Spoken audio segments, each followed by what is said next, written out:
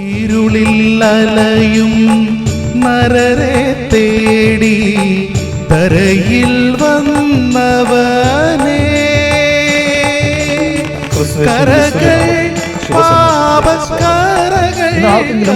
യേശുക്രിസ്തുവിന്റെ അസ്ഥികൾ കിട്ടിയാൽ എന്ത് സംഭവിക്കും? നമ്മൾ ചർച്ചിൽ പോകുന്നത് നിർത്തേണ്ടി വരും, ബൈബിൾ വായിക്കുന്നത് നിർത്തേണ്ടി വരും, പ്രാർത്ഥിക്കുന്നതും വ്യർത്ഥമാകും, അവനുള്ള വിശ്വാസവും വ്യർത്ഥമാകും.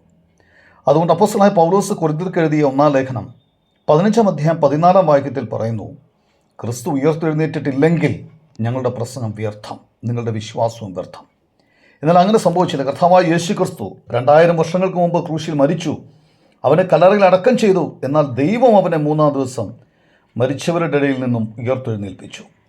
ഇന്ന് യേശു ക്രിസ്തു ക്രൂശിന്മേലോ കല്ലറയിലോ അല്ല, മറിച്ച് ഉയർത്തെഴുന്നേറ്റ് സ്വർഗത്തിൽ ദൈവത്തിൻ്റെ സിംഹാസനത്തിൻ്റെ വലത്തുഭാഗത്തിരിക്കുന്നു.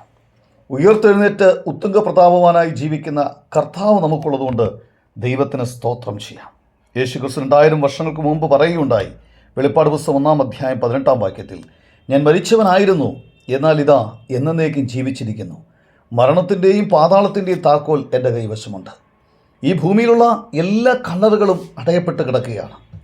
പഴയ നിയമപുസ്തകത്തിൽ ഉൽപ്പത്തി പുസ്തകത്തിൻ്റെ അവസാന ഭാഗത്ത് മാഗ്പല എന്നൊരു കല്ലറ നാം കാണുന്നുണ്ട്. അത് അടഞ്ഞതും നിറഞ്ഞതുമാണ്. കാരണം അബ്രഹാമും സാറയും ഇസ്ഹാക്കും യാക്കോബും പിന്നീട് അതിൽ യൂസുഫിൻ്റെ അസ്ഥിയും അടക്കം ചെയ്തു. എന്നാൽ നാം പുതിയ നിയമത്തിലേക്ക് വരുമ്പോൾ മത്തായി, മർക്കോസ്, ലൂക്കോസ്, യോഹന്നാൻ എഴുതിയ സുവിശേഷങ്ങളിൽ നാം വായിക്കുന്നത് യേശുക്രിസ്തുവിൻ്റെ കല്ലറ ശൂന്യമായി കിടക്കുന്നു. യേശുക്രിസ്തു മരിച്ചവനെങ്കിലും 3-ാം ദിവസം ഉയർത്തെഴുന്നേറ്റു.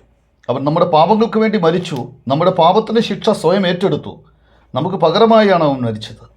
നമുക്ക് വേണ്ടി തൻ്റെ ചുടുനീണം അവൻ ചിന്തി. ബൈബിൾ പറയുന്നു, പാപത്തിൻ്റെ ശമ്പളം മരണമത്രേ. പാപത്തിൽ നിന്നാണ് നാം ജനിച്ചത്, പാപ സ്വഭാവത്തിൽ നാം വളരുന്നു, നാം പാപം പ്രവർത്തിക്കുന്നു. സ്വർഗത്തിൽ ദൂതന്മാർ ഉണ്ടെങ്കിലും പാപത്തിൻ്റെ ശിക്ഷ ഏറ്റെടുക്കാൻ തയ്യാറായത് ദൈവത്തിൻ്റെ ഏകജാതൻ കർത്താവായ യേശു ക്രിസ്തുവാണ്. താൻ സ്വർഗം വിട്ട് ഭൂമിയിലേക്ക് ഇറങ്ങി വന്നു.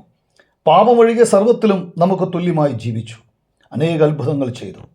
തൻ്റെ വരവിൻ്റെ ആത്യന്തിക ലക്ഷ്യം നമ്മുടെ പാപത്തിന് പരിഹാരമായി ക്രൂശിൽ യാഗമാക്കപ്പെടുക എന്നുള്ളതായിരുന്നു. 2000-ൽ പരം വർഷങ്ങൾക്ക് മുമ്പ് ഇരു കള്ളന്മാരുടെ നടുവിൽ യേശു ക്രിസ്തുവിനെ ക്രൂശിച്ചു, കല്ലറയിൽ അവൻ അടക്കം ചെയ്തു. 3-ാം ദിവസം അവൻ ഉയർത്തെഴുന്നേറ്റു. ശിഷ്യന്മാർക്ക് പ്രത്യക്ഷനായി സ്വർഗത്തിലേക്ക് കരയേറിപ്പോയി.